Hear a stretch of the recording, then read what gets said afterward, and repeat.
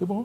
Bonjour. Vous pouvez y aller, monsieur le député. Madame la Présidente, Madame la Ministre, mes chers collègues, nous voici une nouvelle fois réunis pour examiner un texte qui, sous couvert d'urgence, n'entend pas simplement répondre aux différentes crises que traverse actuellement la Nouvelle-Calédonie, mais engager l'avenir institutionnel et au-delà de son avenir démocratique. Ce texte qui vise à constitutionnaliser un projet d'accord non consensuel et que le gouvernement a choisi de présenter dans la précipitation, sans véritable recherche de compromis entre l'ensemble des partenaires, originellement signataires de l'accord de Nouméa. Bougival, c'est la rupture du processus de décolonisation. Ce n'est pas un texte ou une négociation de plus. C'est une rupture. C'est une manière d'ignorer que dans ce pays, il y a un peuple qui existe depuis plus de 3000 ans et qui a été colonisé par la France à partir du 24 septembre 1853. Bougival, c'est l'effacement d'un trait de plume de ce que nos aînés ont méticuleusement préparé, négocié et décidé pour sortir tous ensemble la tête haute de ce piège de l'histoire, avec ses blessures, ses violences et ses révoltes. Il y a eu l'union calédonienne de deux couleurs, un seul peuple. Il y a eu Nainville-les-Roches et la reconnaissance des représentants du peuple kanak, des victimes de l'histoire. Il y a eu ensuite les accords de Matignon-Oudinot, puis enfin l'accord de Nouméa. Nous avions inventé un processus de décolonisation novateur qui devait déboucher sur une émancipation du pays et créer les conditions d'un partenariat d'avenir avec la France. Cette perspective n'existe plus. Vous fermez la porte à ce processus de décolonisation originale, car c'est plus qu'un passage en force. C'est la destruction du patrimoine politique commun de notre pays sur la décolonisation. Sur le fond, vous cherchez à présenter cette évolution comme la continuité naturelle de l'accord de Nouméa. Pourtant, elle constitue en réalité un renoncement. Au point 4 du préambule de l'accord de Nouméa, la trajectoire a été clairement définie et constituée en 1998 un engagement fort entre l'État français, le RPCR et le FLNKS sur la pleine reconnaissance de l'identité kanak préalable à la refondation d'un contrat social entre toutes les communautés de Calédonie pour un partage de souveraineté avec la France sur le vote de la pleine souveraineté, sur la voie de la pleine souveraineté. Et la France se disait à ce moment-là prête à accompagner la Nouvelle-Calédonie. Or, ce que Bougival nous propose, c'est un État de Nouvelle-Calédonie doté d'une nationalité propre et susceptible d'être reconnu par la communauté internationale. Tout cela reste bien symbolique. En droit international, un État souverain ne peut exister à l'intérieur d'un autre. Il s'agit d'un modèle d'autonomie interne, non d'une décolonisation externe. D'autant que la nationalité calédonienne n'aura d'existence qu'à condition d'être rattachée à la nationalité française. Sur les compétences régaliennes, le transfert devient théoriquement possible, mais soumis à un triple verrou. Une majorité qualifiée de 64%, soit 36 sièges sur 56 au Congrès, l'accord discrétionnaire de l'État et le référendum, qui rend l'accès à la souveraineté pratiquement impossible. L'accord d'Élysée-Oudinot ajoute même que si, par miracle, toutes les compétences régaliennes venaient à être transférées, cela ne constituerait pas l'indépendance. Les partenaires devraient se réunir pour en tirer les conséquences. Pour nous, il s'agit d'un statut pérenne, sinon définitif dans la France. S'agissant du dispositif institutionnel, Bougival, c'est 3 niveaux. Une inscription constitutionnelle, une loi organique rédigée par l'État et une loi fondamentale, adoptée au Congrès à la majorité des 3/5, dotant la capacité d'auto-organisation. Cette loi fondamentale demeure subordonnée à la Constitution et à la loi organique. En fait, la marge réelle d'auto-organisation demeure donc limitée. L'autonomie dépend entièrement de la volonté du Parlement français dans la loi organique. Sur l'identité kanak, aujourd'hui, ce PGLC rompt avec les équilibres juridiques hérités de l'accord de Nouméa. Il marque notamment la reprise en main par l'État du statut civil coutumier, en restreignant le champ de la coutume au profit des principes du droit français. L'immatriculation des Kanaks au RNIPP, perçue comme une réintégration implicite dans la nationalité française. Clairement, c'est une logique d'assimilation. Le peuple kanak devient ainsi une simple composante du peuple calédonien, auquel est désormais confié le droit à l'autodétermination. Cette réorientation politique profonde inverse la logique de l'accord de Nouméa et ne saurait être assimilé à une décolonisation conforme aux résolutions de l'ONU et au droit international. Là où l'accord de Nouméa était un accord de rééquilibrage politique, social et économique, l'accord de Bougival est un projet de détricotage de ces équilibres. On retire des élus au nord et aux îles au profit de la province sud. Et chaque province pourra disposer librement de la fiscalité. L'hyperprovincialisation instaurée par le texte de loi mettra fin à la construction d'une communauté de destin. C'est un début et c'est un risque avéré de partition de notre territoire, ce que veut constitutionner ce PGLC. 2 mots suffisent à justifier le rejet de l'accord de Bougival, à sa traduction aux yeux du FLNKS, dans son contenu et puis simplement dans son inspiration. Décolonisation et irréversibilité, qui étaient au centre de l'accord de Nouméa. Le préambule du projet de l'accord de Bougival stipule que les dispositions de l'accord de Nouméa qui ne lui sont pas contraires demeurent en vigueur. Mais c'est un masque. Trop de dispositions dans Bougival contredisent l'accord de Nouméa. Là où l'accord de Nouméa se proposait de jeter les bases d'une véritable démocratie en Calédonie, Kanaki, Bougival entend s'imposer en procédant d'un 4e report de ces élections. Si le texte passe, c'est tout simplement du jamais vu dans la Ve République. Et si le texte ne passe pas, l'État entend consulter directement les populations calédoniennes, mais en dégelant le corps électoral, qui était en vigueur au moment des consultations référendaires. Ce qui, de fait, reviendrait à lancer une 4e consultation référendaire, certes facultative sur l'autodétermination du pays, mais en augmentant l'handicap électoral des indépendantistes. C'est incroyable quand on connaît le discours aujourd'hui qu'on entend de l'État et de certains partenaires loyalistes qui attribuent les divisions actuelles du pays à la répétition des consultations référendaires.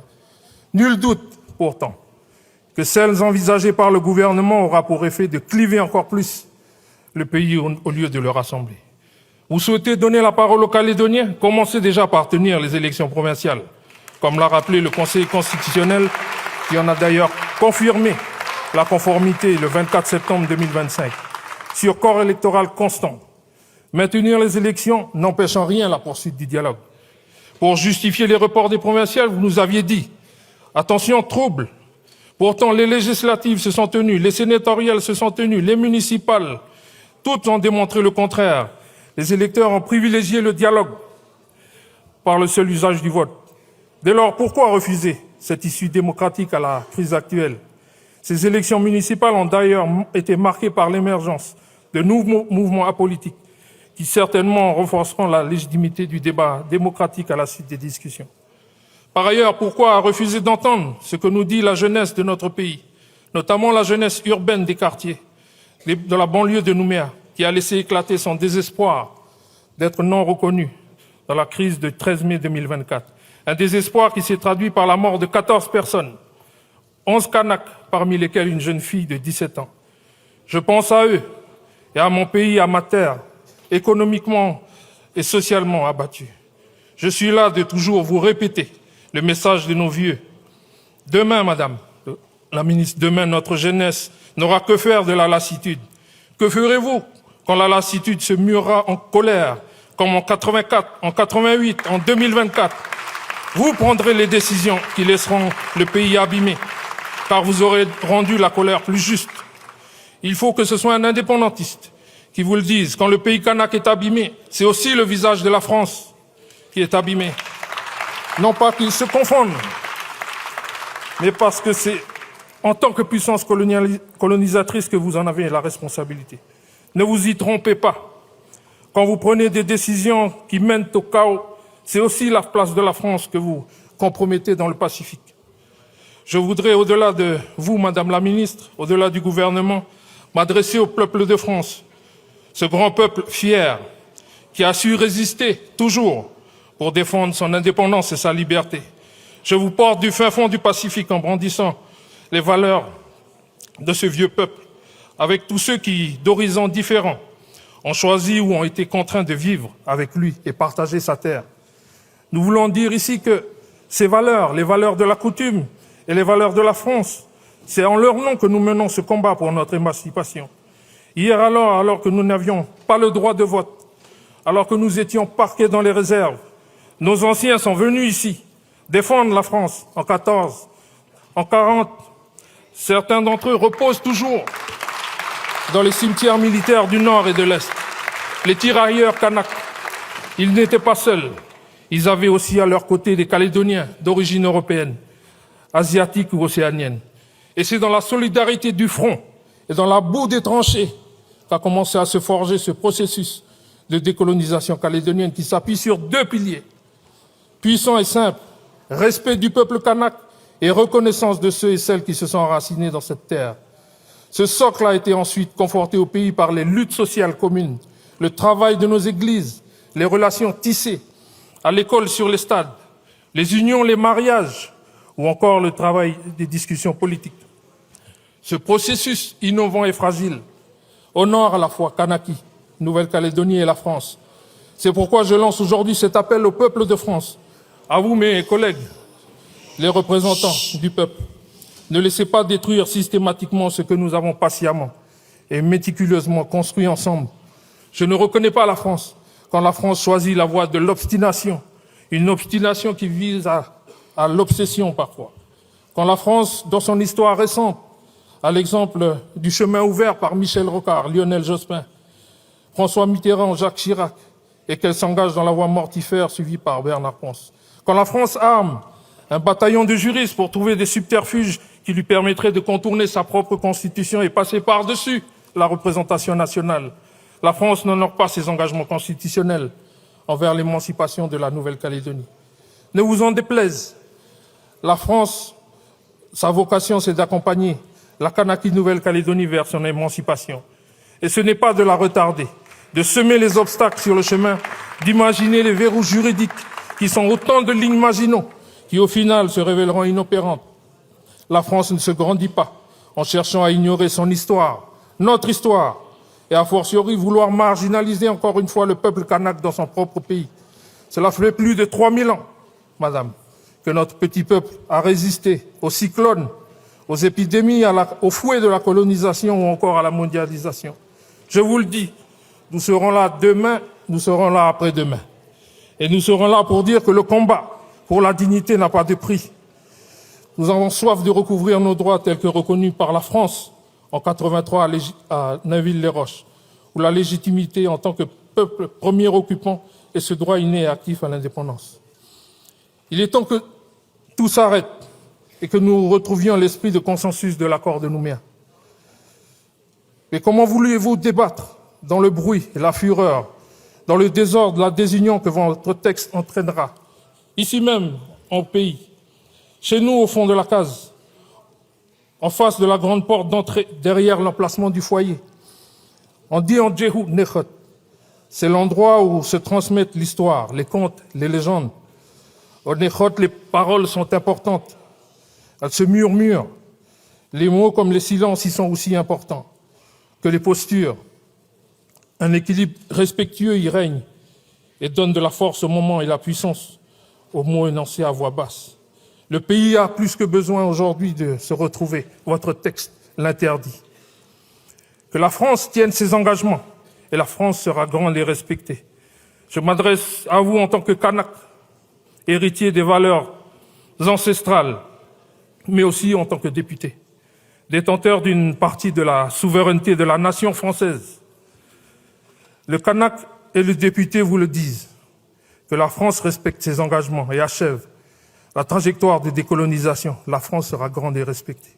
Cette grandeur et ce respect passent par le rejet du projet de loi constitutionnelle. Merci. Merci beaucoup, monsieur le député.